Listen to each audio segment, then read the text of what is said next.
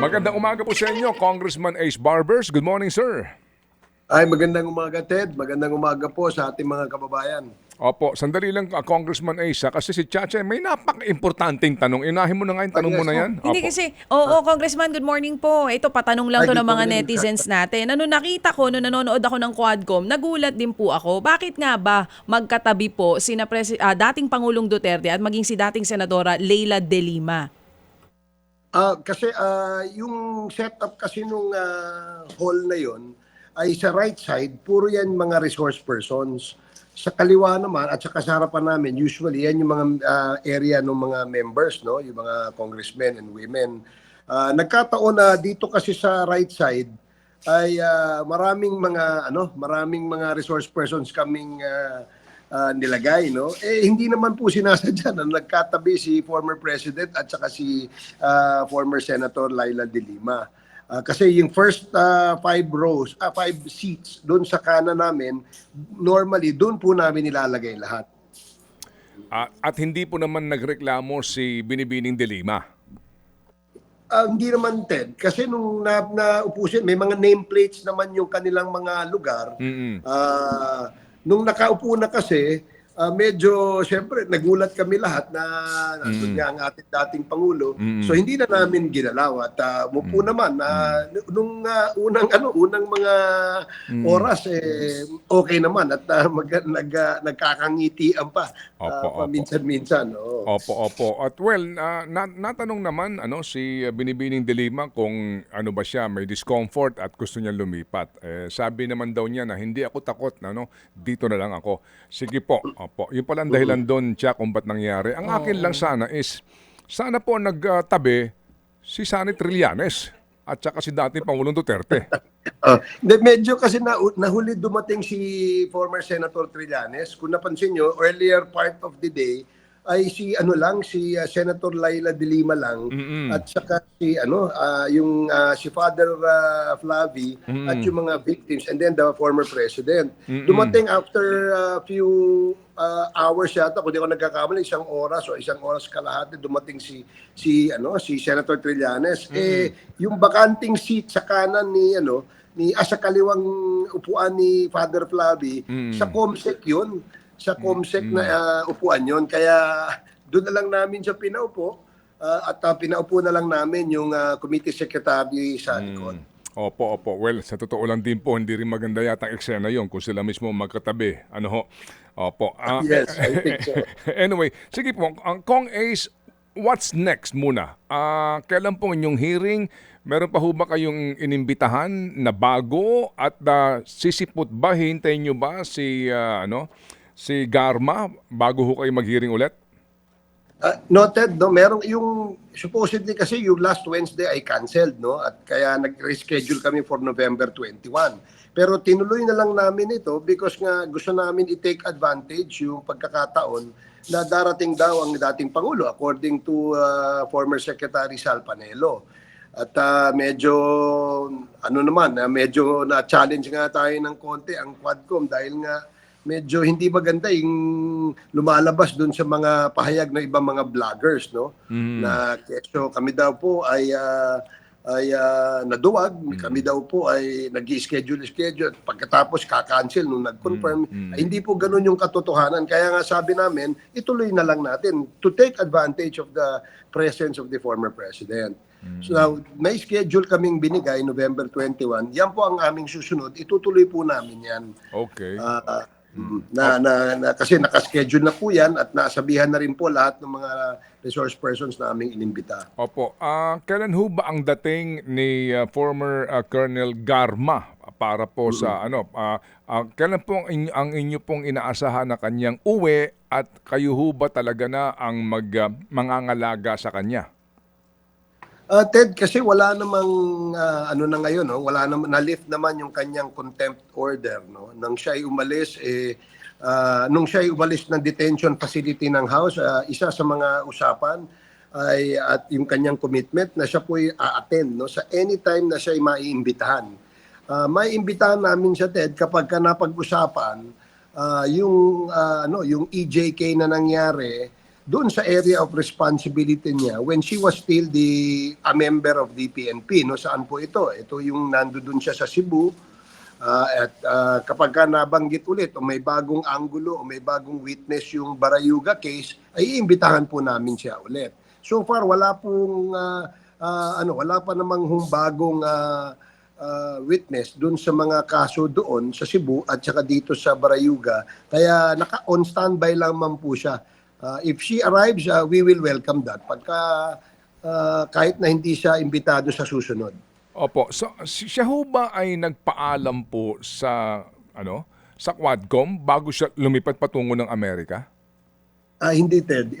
Walang paalam. Kasi nung lumabas siya ng detention facility, kung di ako nagkakamali, bago ito yung All Souls Day, isa sa mga commitment, tatlo silang nilift namin ng contempt. Number one, si Colonel Leonardo. Pangalawa, si Colonel Garma. Pangatlo, kung di ako nagkakamali, yung isang major. Nakalimutan ko lang yung pangalan. So, ang usapan doon ay anytime na ipatawag sila ng Quadcom ulit, ay dapat they will make themselves available. Napag-usapan niyo ho ba sa Quadcom noong siya'y nabalitang nakalabas ng bansa, napag-usapan niyo kung anong dahilan noon? Di ba kayo nangamba? Hindi niyo ba inisip na siya'y tumatakas na? Actually, Ted, nagulat kami nung nalaman namin na sa ibang bansa na siya at na-detain, na-hold nga siya. No? Hindi siya, I think she was denied entry sa US, kaya nagulat kami. Sabi namin, ano kaya ito? Bakit biglang umalis ito? Nung kinausap ni Congressman Dan Fernandez yung kanyang abogado, sabi naman ng kanyang abogado ay willing naman siyang umapir ulit. Ang ibig sabihin ba nito ay nagbakasyon lang siya. So hindi pa ho namin siya natatanong, Ted. Actually, yun po ang aming isang malaking question mark, ba't siya umalis? Opo. Sa ngayon ho ba na siya ay naandoon sa immigration sa Amerika? May ugnayan na ba ang Quadcom Secretariat para po any chairman po sa Quadcom na tanungin siya, tatawagan at alamin ano ba ang kanyang sitwasyon? Dahil baka naman may banta sa anong dahilan niya kung ba't talaga siya umalis?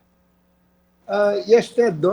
Nung lumabas nga sa balita na siya ay na-detain daw sa immigration sa Washington, ay kumontak ko agad si Congressman Dan Fernandez sa kanyang mga abogado. Pero walang idea kung ano ang nangyari kay Colonel Garma that time, no? According to the lawyers. Kasi hindi pa nila nakakausap. No? Lumabas lamang sa news na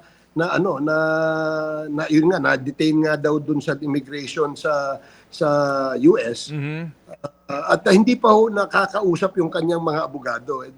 Pero parang may nag-text daw sa kanila na maayos naman daw at they're just processing yung kanyang pagkaka-detain, temporary detention at para makapagbigay ng info sa atin dito sa Pilipinas. So far, wala pa hong balita. Opo, meron ba kayo nasagap na tila humihingi ng asylum si Garma sa Estados Unidos?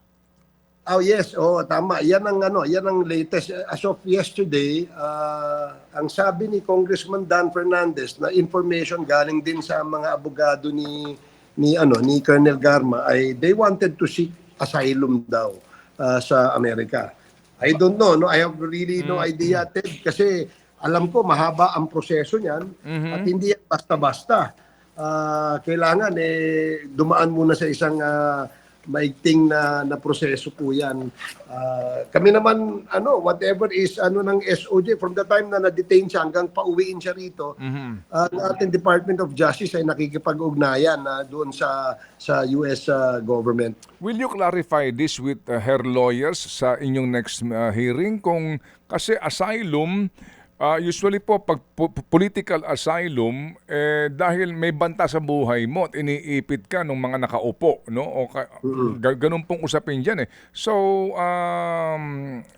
yung nga po, the fact na mayroong ganyang balita na humihingi ng asylum, meron siya pinangangambahan. Ano pong balak niyo sa inyong committee, sir? Alam mo, Ted, habang naka-detain siya doon sa house, nung isang beses nung tinatawag namin siya, bago namin siya i-lift yung kanyang contempt, siya'y nangangamba, no, sa kanyang buhay. In fact, iyak nga siya ng iyak. Sinasabi nga niya na ako'y kinakabahan sa aking buhay tsaka sa aking pamilya. Yun ang kanyang kwento sa amin. Wala naman nung kaming sinuggest sa kanya. Ang sinabi lamang namin sa kanya, kailangan niyang harapin kung ano man yung kailangan niyang harapin dito sa atin. And if she will qualify, no, as kung eligible siya dyan sa Witness Protection Program, pwede po niyang applyan yan. At it is not the House o ang Quadcom ang magdedetermine, ang DOJ po yan. Yun ang sinabi namin sa kanya. And I'm sure, di-discuss din niya ito sa kanyang mga abogado. Ang sabi po ng DOJ, maging ni Secretary, DILG Secretary Remulla din, na upon arrival, yun ang pinakahuli kong nabasahan, na ipauubaya sa Kamara yung kanya pong custody. Ito ba inyong nabasa? Paano ko kaya yun? Will you take custody of her? Ted, wala kaming basihan para i-detain siya o ilagay siya for custody under the House of Representatives. Wala pong kaming basihan para diyan. Baka naman mo mareklamo ang Kongreso kapag yan po ang ginawa namin. So ang ano namin, if DOJ will recommend to the House, baka yan ang aming gawin. Opo. But in the meantime na wala pong kaming basihan, hindi po namin siya pwede ma-detain. Opo, maliban na lamang kung magkukusa si Miss Garma na humingi sa inyo, no, ng kung dyan muna sa inyo manatili, no, habang hindi pa tapos ang Quadcom hearing, no? That's correct, Ted. At saka kung halimbawa, naimbitahan siya ulit at medyo meron na naman pong contempt order para sa kanya, baka ma-detain po siya ulit, no? Opo. So far wala naman na wala pa kasing invitation for her, Ted. Opo. Si Edelberto Leonardo po ba nasa Pilipinas pa?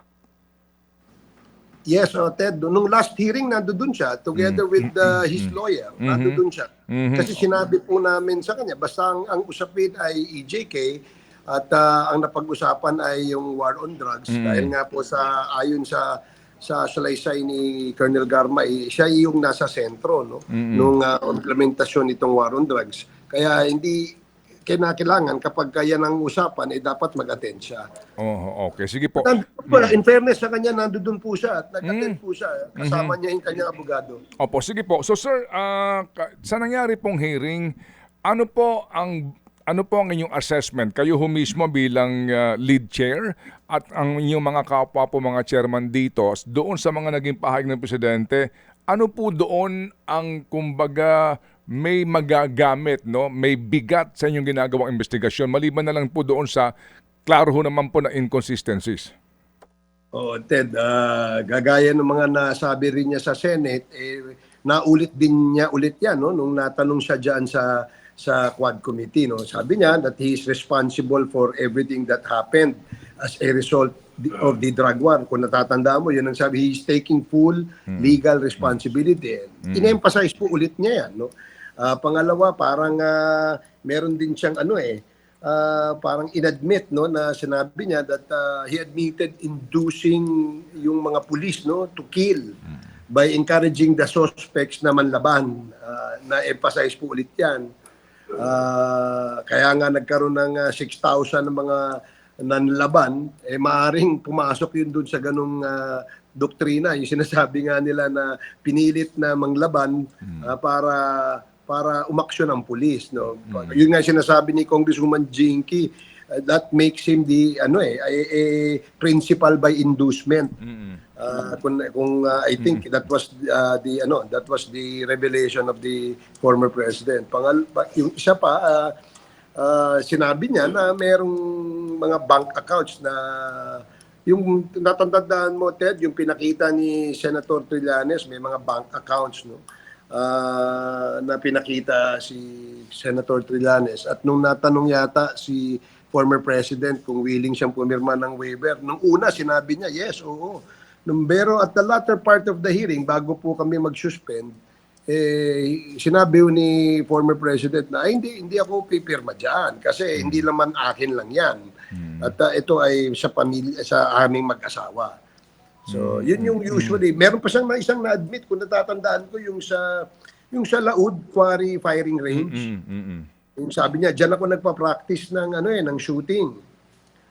Na may mga kumbaga may knowledge siya about the bones that was discovered doon sa area. Tapos meron pa siyang parang naikwento na merong pulis, no, na mga scalawags na nanlaban, kaya napilitang mabaril ni former president, when he was still the mayor. Parang gano'n eh. Yun yung niya, yun yung at saka yung sa pagtatanong ni Congressman Dan Fernandez na parang meron din siyang inamin tungkol dun sa planting of evidence.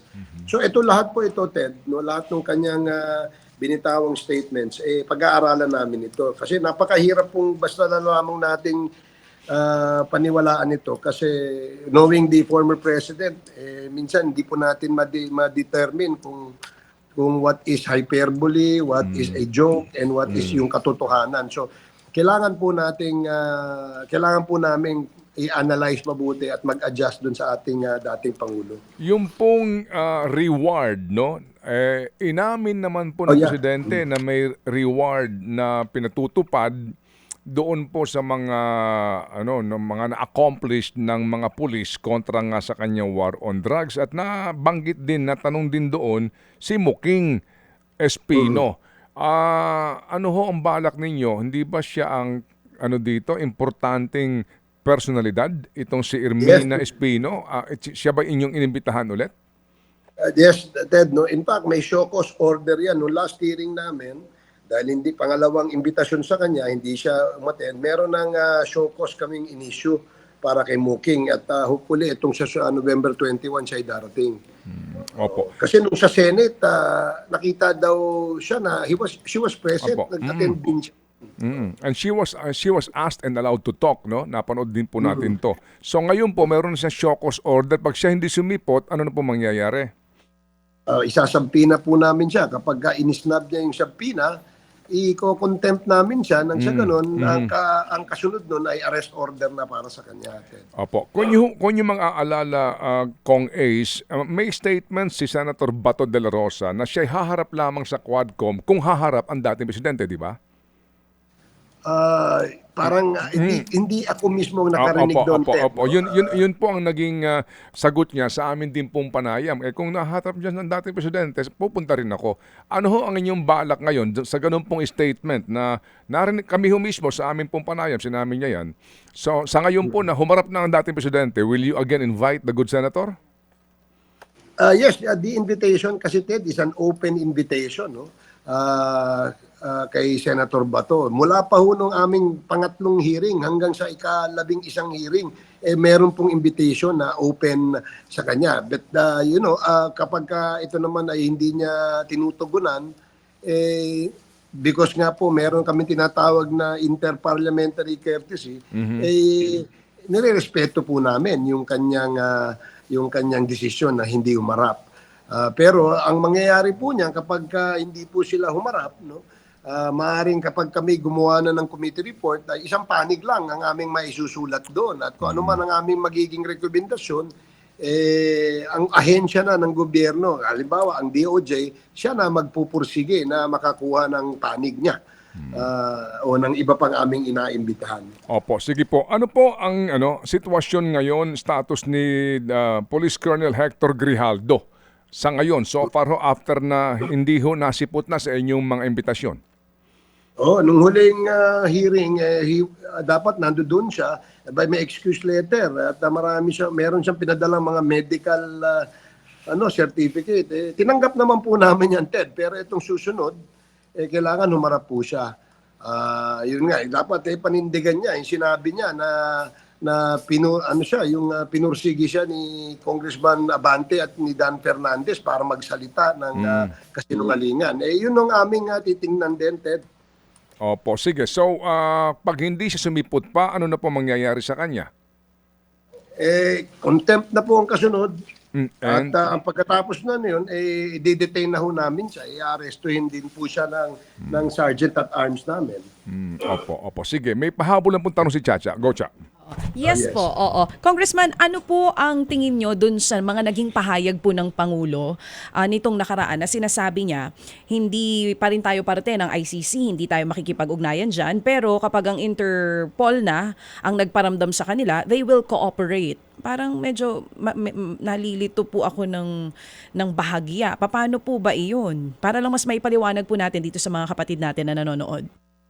Well, ang sa aming pagkakaintindi, dahil dun sa Quadcom hearing na yon ay sinabi ng dating Pangulo na willing naman siyang humarap sa ICC. In fact, sinasabi nga niya, bilisan nyo, pumunta na kayo rito. At bukas na bukas ay mag-umpisa tayo ng investigation. But at the latter part ng aming committee hearing, ay sinabi naman ng Pangulo, ng dating Pangulo na, ba't ako harap dyan? Wala naman silang jurisdiction sa akin dahil we are not anymore a member of the ICC. So isa yan sa aming pipiliting i-analyze para malaman natin kung ano ba talaga ang statement ng Pangulo tungkol dito sa ICC. Now, I think ang ating gobyerno ngayon ay nagsalita na tungkol diyan, no? Kung gusto ng dating Pangulo na magpaimbestiga, ay hindi po siya pipigilan. At kung gusto niya po ding humarap, ay hindi rin po siya pipigilan.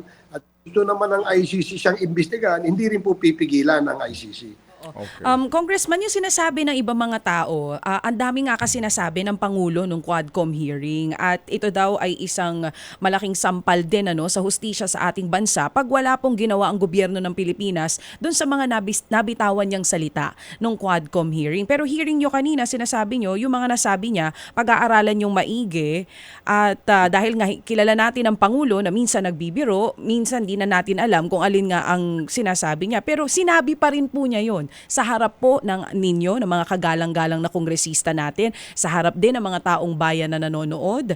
At kapag ito daw ay hindi inaksyonan nga ng DOJ at ng gobyerno ng Pilipinas, magmumukha namang walang nangyayari po sa Quadcom hearing ninyo. Hindi naman siguro gano'n na Chacha, no? Kasi tayo naman, hindi po kami korte. Ang amin po ay in aid of legislation. Meron na po kami mga na-propose na legislation. Kami lamang po ay naging venue para magsalita ang ating dating Pangulo tungkol sa kanyang pagkakaugnay dito sa extrajudicial killings and whatever extrajudicial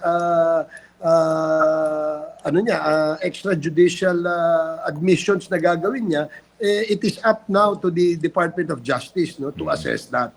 Kami ay magre-recommenda lamang. Okay. Sige po. Sir, kailan po ending nito? Ted, actually, hopefully matapos namin sana bago matapos itong taon dahil hanggang December 16 lamang ang Congress, magbe-break na po, magre-resume na naman ng January. So I have honestly, Ted, wala pa akong idea kung ano ang deadline nito. Basta ang instruction po sa amin ng liderato ay kailangan toro kayo, huwag kayong yung haphazard ang inyong trabaho. Opo. This is the first time in the history of the Philippine Congress na merong ganito. So make sure na meron pong legasiya ito. So Okay. that is what we're working hard on, Ted. Opo, na matapos nga ngayon pong taon na ito. Sige po, just a trivia po. People notice nga ang ibang handling ng House kumpara doon sa Senate dito po sa hearing na ito, and we sincerely appreciate that sa mga sinasabi nga po na mas maayos. Ano yan? Kayo mismo bilang unang nag-lead chairman dito, did you talk about this? Paano niyo po i-manage itong hearing na ito at we avoided itong sobrang murahan na kagaya na nangyari po in the Senate? Well, Ted, unang-una, no, we appreciate yung demeanor ng ating dating Pangulo at ng ibang resource persons. No? Alam naman po kasi nila na meron pong mga batayan, meron pong rules at itong committee ito na dapat po nilang sundin. Otherwise, may karampatang penalty naman kapag ito'y na-violate. And we made sure sa lahat po ng aming mga hearings na ito ay sinusunod. Wala ho kaming pinag-usapan. I think lahat po ng membro ng Quadcom ay naiintindihan kung ano po yung parliamentary rules dito sa hearing. And we made sure na ito'y Kaya kung napapansin nyo, every time po kami na mag-hearing, meron po kaming agenda na kung saan ang aming overall vice chair, si Congressman Acop, will discuss yung ground rules Okay. para po malinaw sa lahat. Okay. Kagaya po nung nangyari din nung last hearing. Kaya kami naman, we appreciate yung yung pakikipag-cooperate ng mga resource persons, lalong-lalo na ang dating Pangulo. No? Nagpapasalamat kami dahil meron siyang ganung kooperasyon sa Quadcom. Okay, sige po. So maligayang bati po sa inyo, Kong Ace, at muli kaming tatawag kung kinakailangan para po sa update mula po sa Quadcom. Salamat sir, mabuhay. Maraming salamat, Ted, and DJ Chacha. Maraming salamat and more power sa inyong program. Thank you. Congressman Ace Barbers, ang overall chairperson po ng Quadcom.